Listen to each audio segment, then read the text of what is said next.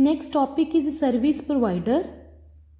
So service provider is a company or organization that provide different cloud computing services.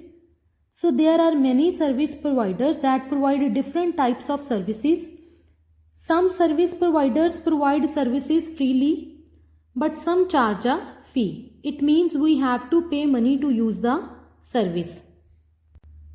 So there are many organizations and companies like Amazon Web Services, Google, IBM and Microsoft that provide different cloud services like storage, network, hardware and software.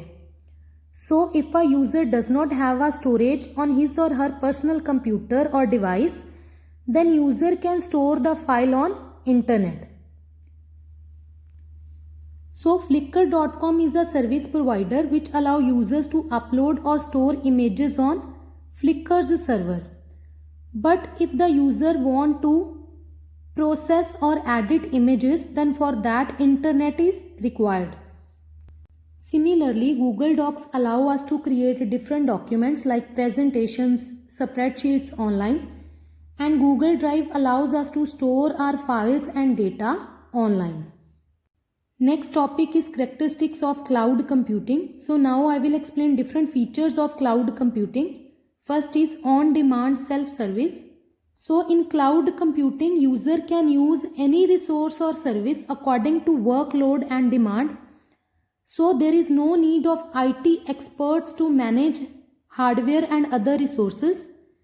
So with the cloud app, you just need to open a browser, log in, and then you can use any resource. Second point is elasticity. It means ability to change. So for example, if you have e-commerce business and you have 4 servers, but at the time of Diwali sale, your demand increases and you need 3 more servers to fulfill your needs. But if you will purchase 3 more servers, what will happen after the Diwali sale? Because Diwali comes once in a year, then after Diwali these 3 servers will be of no use.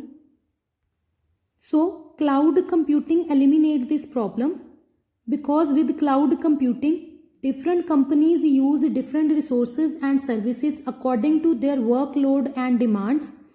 If their workload increases, then they use more resources, but if their workload decreases, they don't use resources and services. Third point is pay per use. So in cloud computing, the amount of resources or services you are using are measured and monitored, and you have to pay money according to your use. Last point is resource pooling. It means different service providers pool their resources to satisfy the need of multiple consumers and users.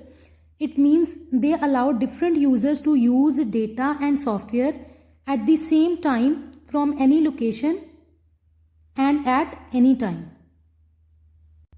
Next topic is types of cloud. So there are 4 types of cloud: private cloud, public cloud, hybrid cloud and community cloud.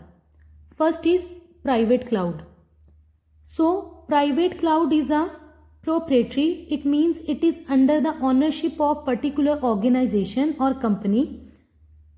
So it provides services and resources to particular company or users within that organization or company.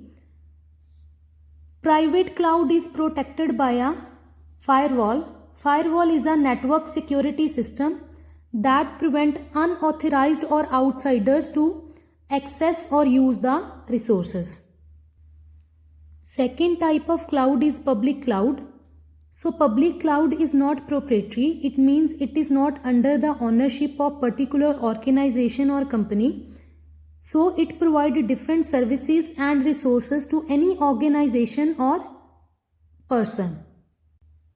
Next type of cloud is hybrid cloud.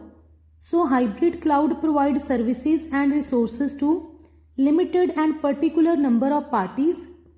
So hybrid cloud is combination of private and public cloud. Next is community cloud. Community cloud provides different resources and services to Group of organizations which have common needs and common requirements.